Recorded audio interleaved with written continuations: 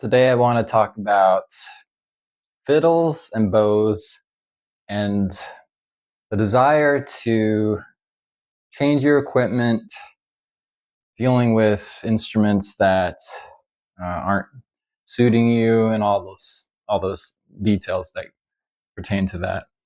So I'll set the stage a little bit. I grew up playing on some very small fiddles, so they weren't fine fiddles, and then I immediately went to a almost full size fiddle from Niccolo Amati. And Niccolo Amati is an old fiddle. I think he's the nephew of Andrea Amati, he's sort of the man that has been anointed as the father of the violin as far as the making. Uh, there's evidence that violin precedes the Amati family, but the Amati family seems to be the one that in the history books are there at the beginning, and then I think there's literature and paintings that point to the actual violin that predates the Amati family, and of course the violin is derived from the viol not the viol family, but the lute and the viol instrument.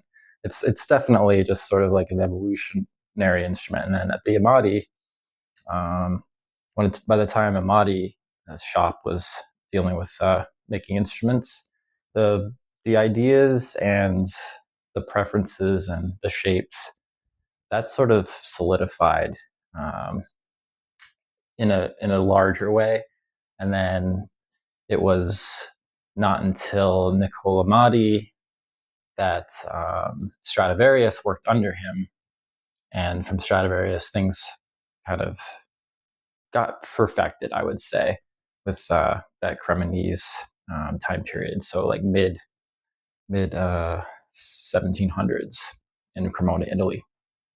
So I grew up playing on a very fine Niccolo Amati violin, which is there's evidence that Stradivari, like I said, Stradivari worked as an apprentice in his shop. So yeah, you get an idea. It was a very fine instrument, and if you ever have the chance to have a very fine instrument for a while, um, don't take it for granted. Know that in a very uh, you're in a very special circumstance, and hopefully you can appreciate it when it happens. I think I did. I think I took it as far as I could, and I actually outgrew the instrument. It was a 7/8, so I don't know if you've seen me hold the instrument before, but it kind of looks like a toy. I'm told, because I'm a larger guy, and also my shoulders are sort of broad, my hands are big, so even a full size feels like kind of pushing the limits of what actually fits me. This doesn't actually fit me, but what am I going to do? So 7/8, when my growth spurt happened, was not something that was very comfortable, and I gave it back to the foundation, and I believe it's in New York now. It was in Toronto for a while. I think it was circulating the Juilliard School for a little while. It's kind of cool to see and hear about an instrument that you played on and how it kind of travels the world as if it's like got a personality or something. But so, what does one do when one is not satisfied with your instrument? I'm actually very satisfied with this instrument. Um, but the reason I wanted to talk today is actually a little bit about how we can sort of cope with what we think are instruments that are subpar, little tricks about sort of getting excited again about your current setup. Um, and I don't want to limit that just to violins, because a simple upgrade in bows is a little more economical than trading in a violin. These things are expensive, and bows are expensive too, but unless you're sort of in the collector mode, you're probably going to be able to afford a bow a lot easier than a violin. So I would say if you need to sort of change something up, perhaps you feel like uh, something is something's cutting you short, or you're not living to your playing to your potential, or something like that. Here's a couple of things you can do before doing some wholesale uh, demolition to your setup. I would say first play around with strings. There are countless options out there. A lot of people just end up going to things in the dominant world, and then there's really just top five. Uh, it's a bit of a pop culture with strings. So uh, there, if you talk to anyone that's a colleague, I mean, you're going to get a sense like what people are playing on, and it's largely true that that the dominants are very good. Investigate what soloists uh, choose to play on, and if just by playing a little bit with different string setup, you can maybe tap into something that your fiddle likes a little more. Now, the next step I would say is make sure your instrument is set up correctly. And the only way to do that is take it to someone that is esteemed in violin making and also repairs and setups. There's another word for setups, I'm trying to think. But the idea is like you want your tailpiece and the scut thing here. And there's all these little small changes that violin makers are in the know about in order to make a fiddle sort of sound really good. I've even had instruments. One story I had where I think I was without a fiddle for a little bit, and I was lent an instrument from my teacher's friend, and the teacher's friend sort of had liberty with that instrument, meaning they were able to they were fine with doing some like very serious work on it, and it was an old English instrument, and it had basically it was on its last legs, but because it was very old wood, it had some real nice qualities to it. So I was getting a Shostakovich concerto up with orchestra. My fiddle was sounding terrible, and so we took it to a maker in, I believe, Maryland at the time.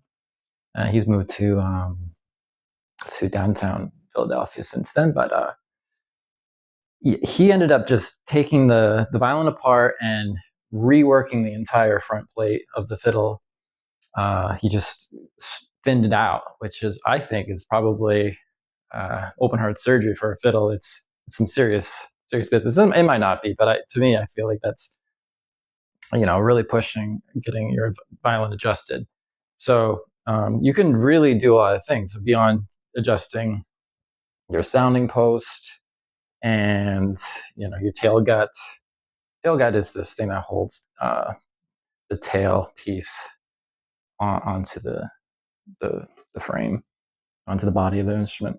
That can be at different lengths and different materials. There's all kinds of little tricks to do. The bridge on this instrument was replaced. This violin is from Jan Spiedlin from Prague, and it came with a very cool bridge. Actually, the bridge was sort of looked like. Have you ever seen like a electric guitar that's sort of sculpted a little demonically with like sharp edges? And it was. I still have the bridge, but I think it was sort of a dud in a way. It didn't have any qualities that sort of supported the instrument. So I took this to someone, and they actually had a Plowden model violin they were working on. They had a bridge that was supposed to be for that Plowden. This is a Plowden model, and it just fit without even whittling the bridge down to any degree. So this bridge is something that helped this instrument quite a bit. It was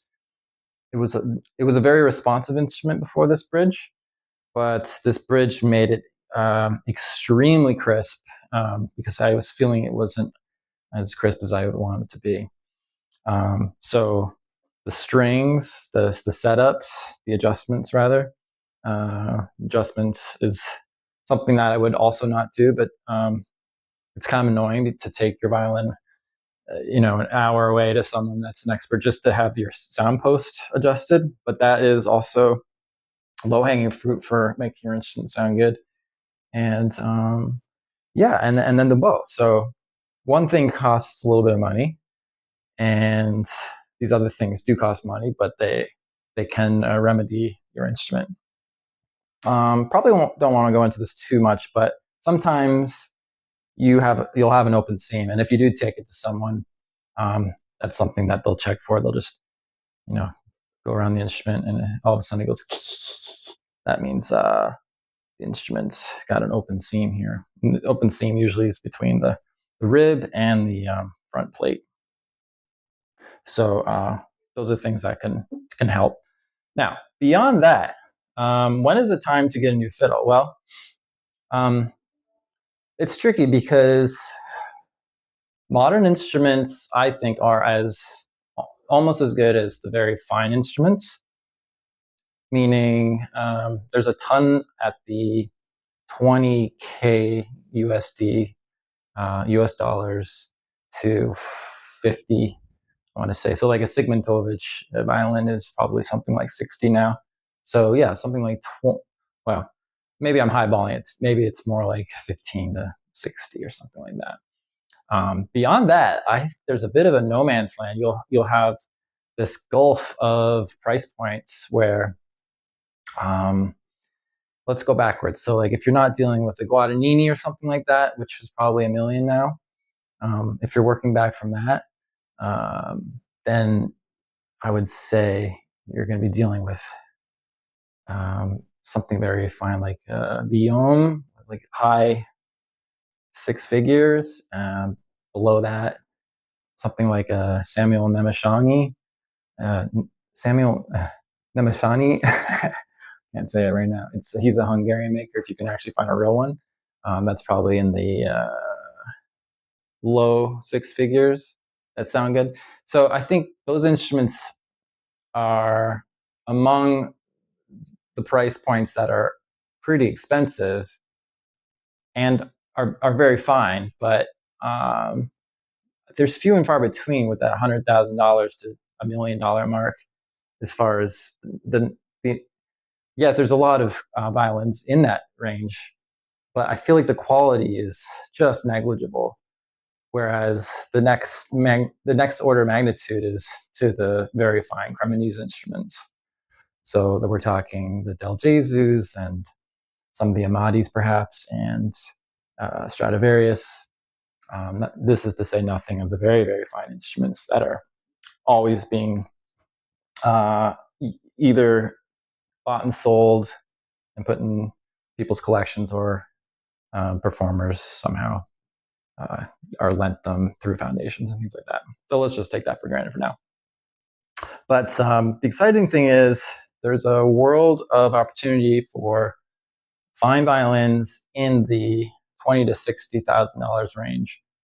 And so when is it time to sort of change or upgrade your instrument? So I guess if you're coming from a student instrument, which I never really knew what that meant, but I think it's something like perhaps a cheap French violin or something, which is slightly insulting, I think, because there's some great French makers. But let's just call it that, or perhaps a very fine Mark Newkirk in Germany instrument. I had one of those for a while, and that instrument I really regret getting rid of because I just realized how good it was. And with violins, you tend to swap instead of collect. I'll probably never do that again. I'll probably never want to sell an instrument. I'll just probably want to acquire more and not sell unless I really need to. So if you're coming from a student, quote unquote, student instrument, then you're going to have the best opportunity that someone in your situation will ever have had ever happen to them, because before this there was never a glut of fine instruments and that price point. These I don't want to rattle off names, and I'll probably forget great makers if if I try to get into this too much, but there's probably there's probably 24 very, very fine makers in that price point of 20 to 60K. And that probably could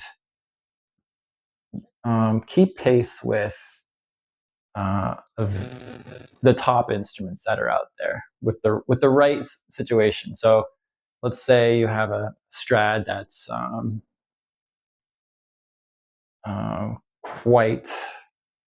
quite tired, meaning it's sort of past its prime. There's definitely um, modern instruments that will outpace an instrument like that.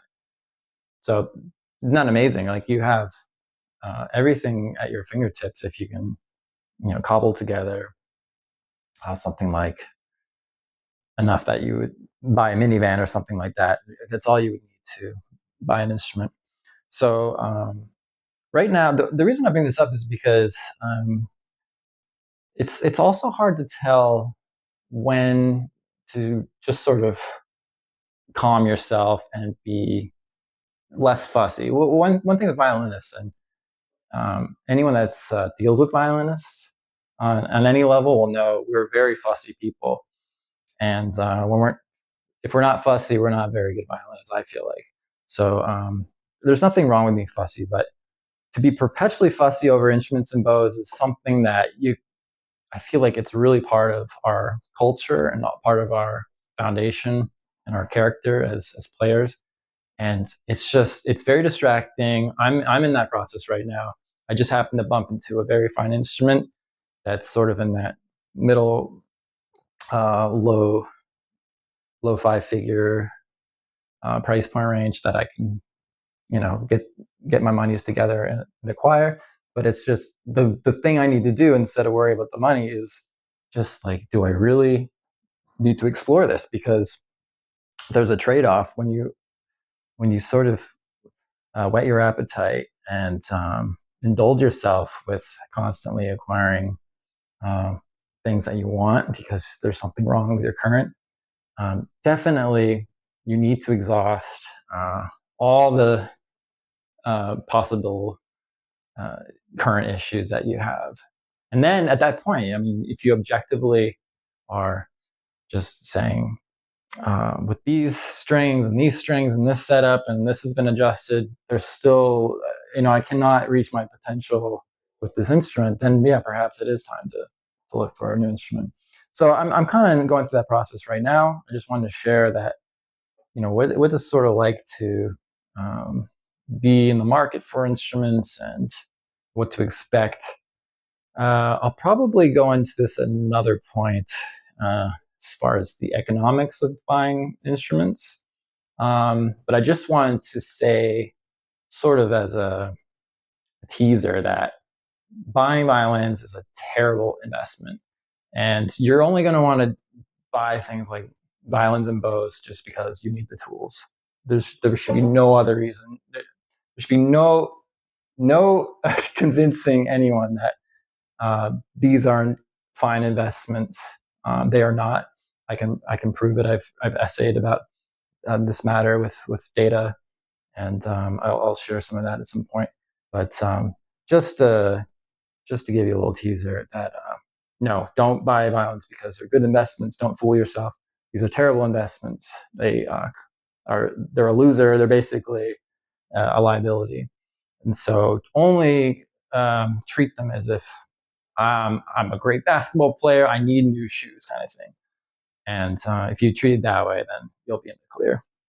But yeah, just a little bit about that, and I hope that that can sort of give you a little perspective if you're a little bit driving blind on this, because it's a little scary to not be content and have things sort of dangled in your face and always be questioning, oh, should I be getting something different? Should I aspire to spend money on these things? So there's that.